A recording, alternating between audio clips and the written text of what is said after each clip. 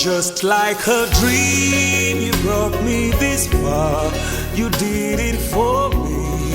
Just like a dream, your blood has overcome. Hello everybody. Okay, my name is Elijah, and I want to welcome you to my channel.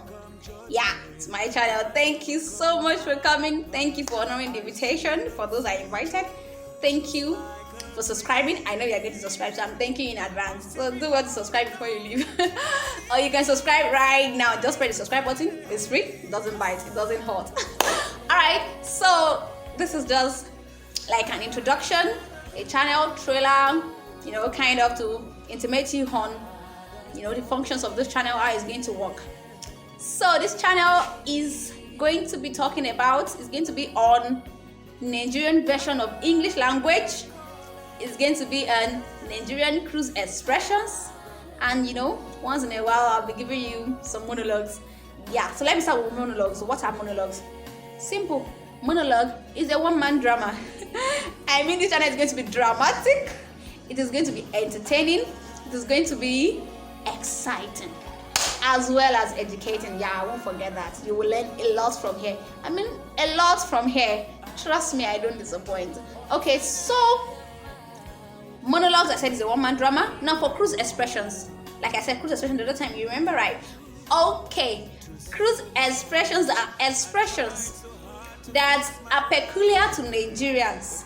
And when I asked them, this is so grammatically incorrect, how can you say this? I mean, okay, forget that one. No, we are catching cruise. I said, you are catching cruise? I said, okay. I decided to target cruise expressions. So on this channel, I am going to be taking you week by week on trending cruise expressions in Nigeria. Don't be confused. Have you ever heard this matter shock me? It shocked you? It shocked me. And have you ever heard mad? When you hear mad, you think maybe somebody is running mad. Nobody is running mad. I mean, when something is amazing or is whoa, then you just say, mad. So this kind of expressions, I'm going to be taking you through them, how they came to be. I mean, when you go online, you won't look like, okay, everybody's talking and you are confused. Don't worry, I will inform you. When you're working with my channel, when we are, I'm going on this ride together, you are no longer ignorant. I mean, you are well informed. So when you go out there, you move. I mean, even you tread. All right, that's just by the way. Okay, so Nigerian English itself. Do not be confused. We already know it's no longer news that Nigeria adopted the British version of English language, and that's what we've been speaking ever since. But Nigerians now trust us, we know the door.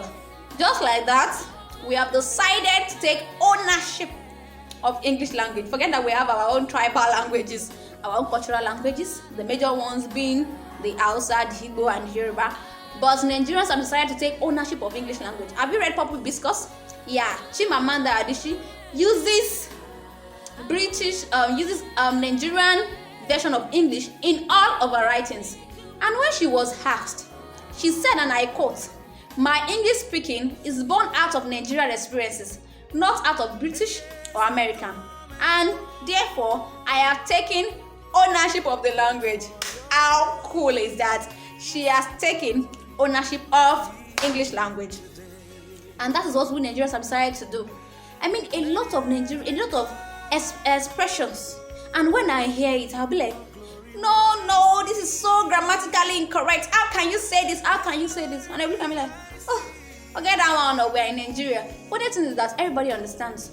I mean, you would now look like a fool.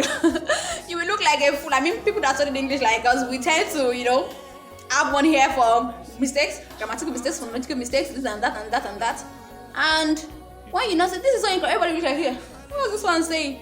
I say, babe, you just have to flow with the trend. Learn this and balance yourself. So I am going to be taking you through trending. This is what makes us unique. And now, Nigerian English was born out of the need to express our cultural values, to express things in our culture that cannot just be expressed. Have you ever been in a situation whereby in your cultural language you have a thought in your mind? I mean, there's something in your mind you want to say, but you just could not find a way to say it. You just can't find the right expression in English that could capture it correctly, that expression, that thought. You just can't find it. Yeah, this is because our languages in Nigeria, our culture is very rich, and no word in English could actually express everything we have in our culture. So don't be like a fool and say, sometimes I want to talk, I don't know how to put it. Don't worry. That is why Nigerians have decided to come up with their own version of English. Have you ever heard something like, you want to enter the university? Oh, you have to have long leg. Oh, I mean, you have to have long leg. So people will even speak it so correctly, and you'll be wondering, you have to have long leg? And Americans, forget that one, you cannot understand, so don't bother. Only Nigerians can understand this version of English. So if you have to have long leg, it means you have to be influential. You have to know people, at the top. You have to know people at the top. So it means that you have to be influential. Those kind of grammars, you see, the chicken is a Greek, it is not local. I mean, a Greek, it is not local. Is that, okay, it's not. And you hear words like, I will see you next tomorrow. Next tomorrow, it's a Nigerian English. And funny thing is that we all understand. You hear words like agbada. A professor will even say that when we're going to that occasion, we'll put on our agbada, we'll do this and that, and be like, agbada is not in the dictionary, my friend.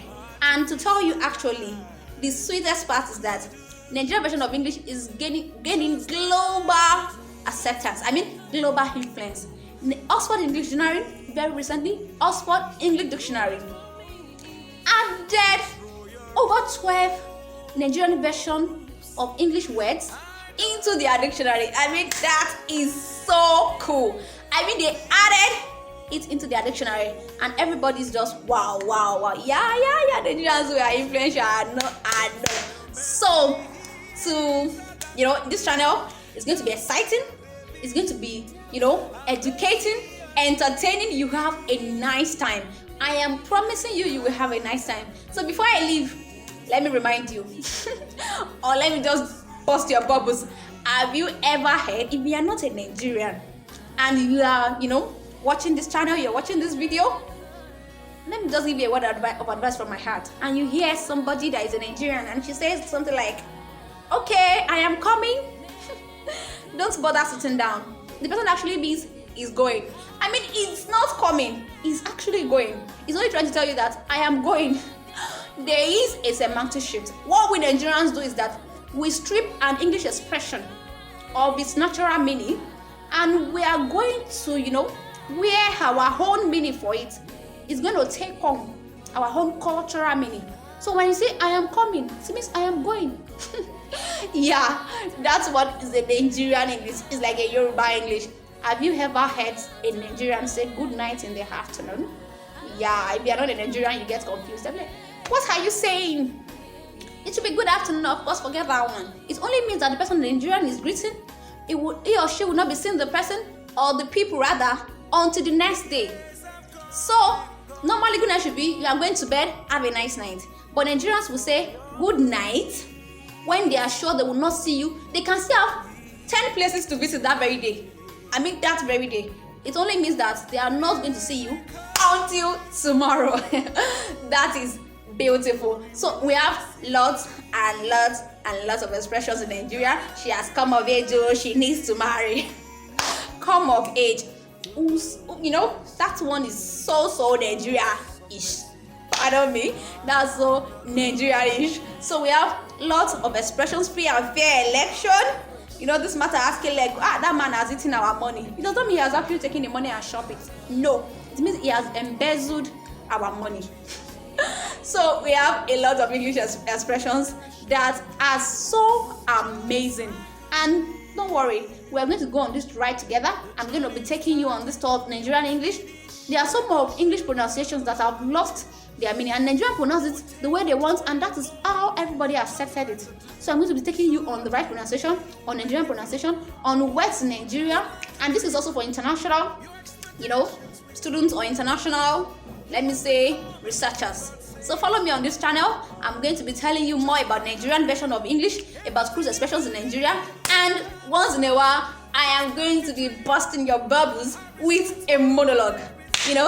Monologue is a one-man drama. This channel is going to be dramatic. It promises to be exciting and entertaining. So do well to subscribe if you have not yet done that. Subscribe and follow me on this ride together, and it is going to be very, very interesting. And you know what? You can follow me on Instagram. You will have it on the channel there. Then you can follow me on Facebook, and I'll be telling you when new update is coming up. Our first official video to tell you is coming up in some days time. Let's say 3 days time. It's coming up. You can't afford to miss it. It promises to be beautiful. Thank you, and God bless you. I love you, and there is nothing you can do about it. Have a nice day. Bye.